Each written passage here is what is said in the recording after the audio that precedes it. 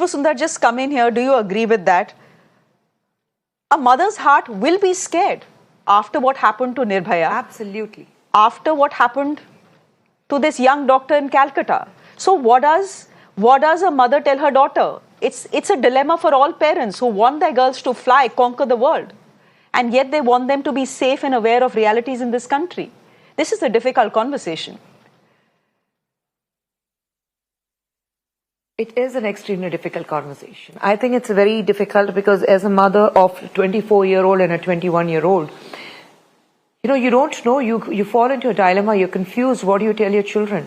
This is the age where I want my girls to fly high, conquer the world, go out and do what you want to do. I don't want them to sit at home and say that bahar mat niklo, because dunya theek nahi hai, something might happen to you. No, I don't want them to be scared. I want them to go out. I want them to face the world. I want them to tell the men who are out there trying to, these perpetrators trying to scare a woman, and tell them that, listen, I look into your face and I scoff at you saying that I'm here as a woman and I'm going to lead my life the way I want to, and I'm not going to be scared of you.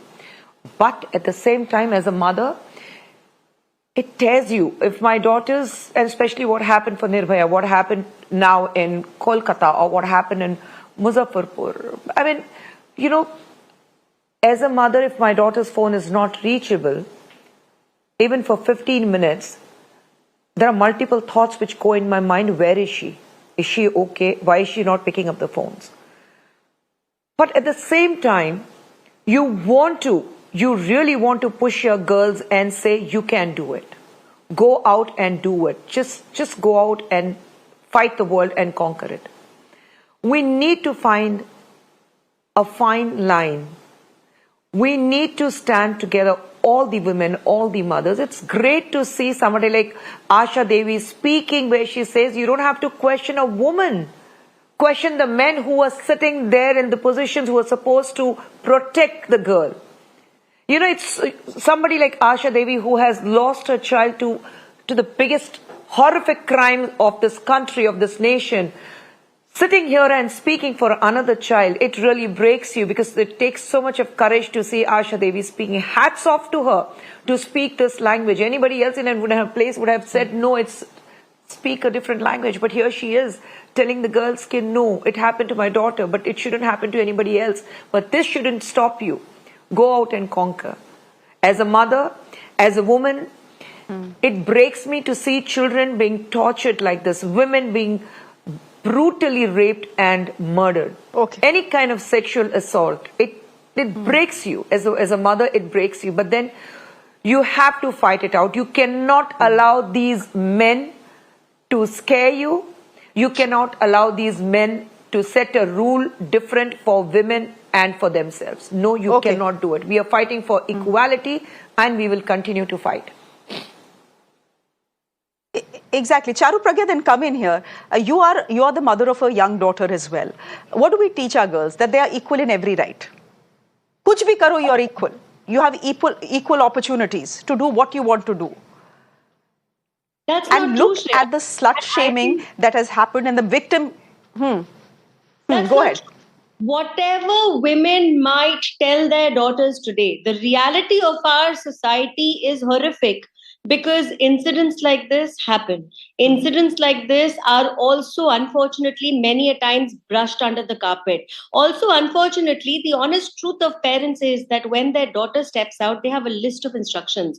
How many parents are giving a list of instructions to their sons at the end of the day? That is something which needs to change. See, we are a society which is still largely unequal. Yes, some women have had wonderful opportunities to achieve wonderful things, but look at the ratio of that.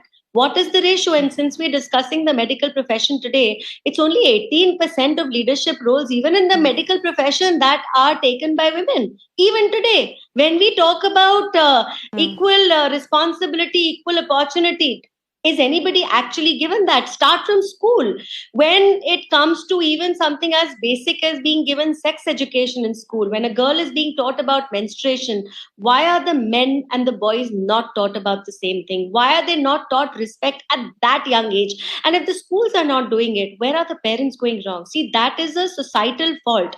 What has happened in Kolkata is so horrifying that I think no matter how much we discuss it, it's not going to be enough till we bring about stringent, very stringent laws where one, the fast tracking of these cases is such that once you know who was the accused, it needs to be done and dealt with within a week. We have been debating this for a week, Shreya.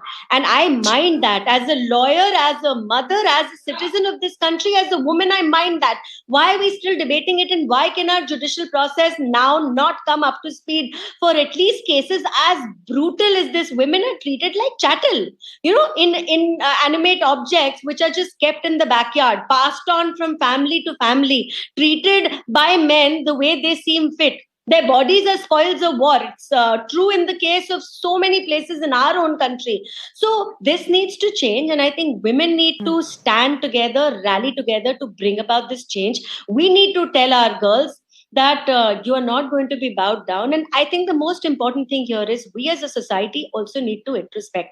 Why is victim shaming bigger than focusing on punishing the accused? Victim shaming becomes bigger. तुम वहां क्यों गई थी, तुमने ये क्यों पहना था, रात का टाइम था. Do you know an equal number of rape happened during broad daylight hours also? We say that you must be wary of strangers. Over 90% rape cases in India are done by people known to the victim. That is how sad the scenario is. How do you fight this?